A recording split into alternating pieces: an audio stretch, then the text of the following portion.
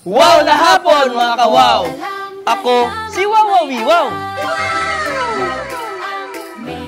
At ako naman si Bumbum Wow! At kami ang iyong makasama sa dagdag kalaman sa isang minutong bagong segment na Wow ang May Alam!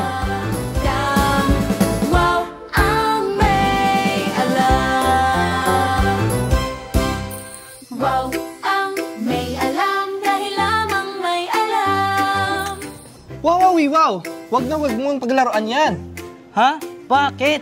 Ang liit-liit lang naman ito, parang toothpick na may sombrero. Akala ko pang magic trick. Ay nako, hindi. Maliit man ang apoy, pero pwede maging malaking sunog.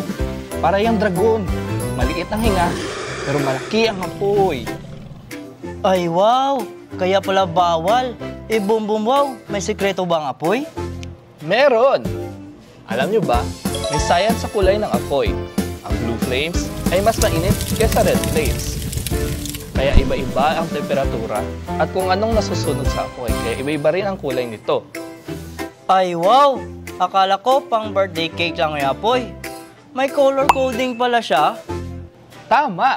Kahit anong kulay ng apoy, tandaan, hindi ito laruan. Kaya pag nakakita ng pospro, lighter o kandila, huwag gagalawin. Sabihin sa nakakatanda. So, fire is not a toy. Kasi pang danger siya. E paano kung gusto ko lang maging magician? Abracadabra! Pwede ka pa rin maging magician. Huwag lang gamitin ng apoy.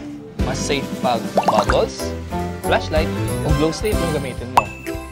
Tandaan, pag lahat tayo maingat, mas ligtas ang ating tahanan at pamilya. Kaya mga kawaw, huwag maglaro ng apoy para iwas sunog.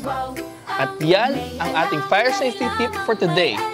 That's your 1-minute kaalaman. See you next time! Dito sa bagong pambatang segment na Wow ang May Alam!